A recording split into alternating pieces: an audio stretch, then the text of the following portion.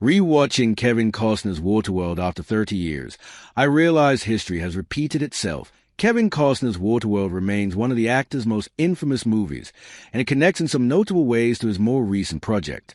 In the mid-1990s, Costner was one of the biggest stars in Hollywood, establishing himself with his Oscar-winning Dances with Wolves and his beloved baseball movies, Field of Dreams and Bull Durham.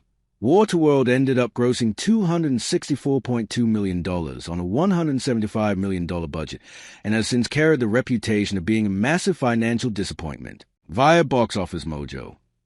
As the film now celebrates its 30th anniversary, there is another movie from Costner's career that has earned a similar reputation. How Kevin Costner's Horizon is reminiscent of Waterworld. Almost 30 years earlier, the perception of Waterworld as a massive flop was certainly damaging to Kevin Costner's movie star status at the time, but it did nothing to kill his ambition.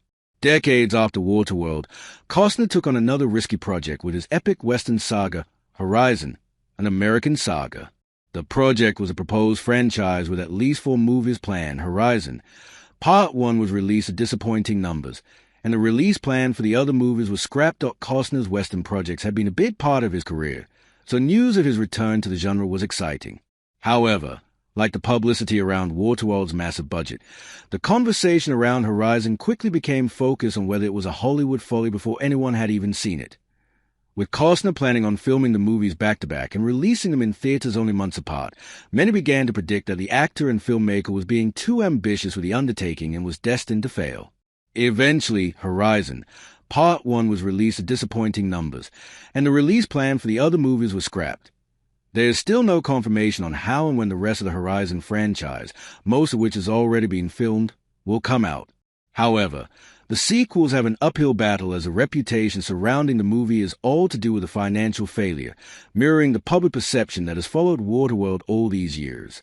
Horizon, an American saga, was a far bigger gamble for Kevin Costner. Personally, the perception around Horizon and Waterworld is that they were both disappointing failures in Kevin Costner's career, but the sad reality is that Horizon was much worse for the actor.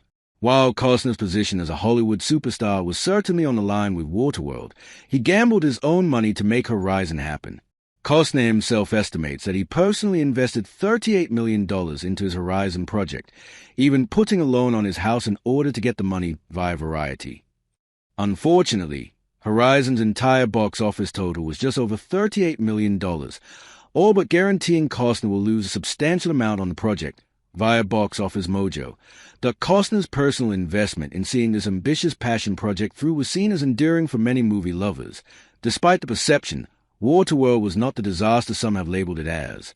It didn't recoup its budget in theaters, but it was eventually profitable thanks to home video and other sales. Unfortunately, the conversations around Horizon financial failures are not overblown, and the prospect of any profit seems impossible. While the reviews for Horizon were mixed, with 51% on Rotten Tomatoes, it is Costner's personal stakes in the movie that have presented it in a different light compared to Waterworld.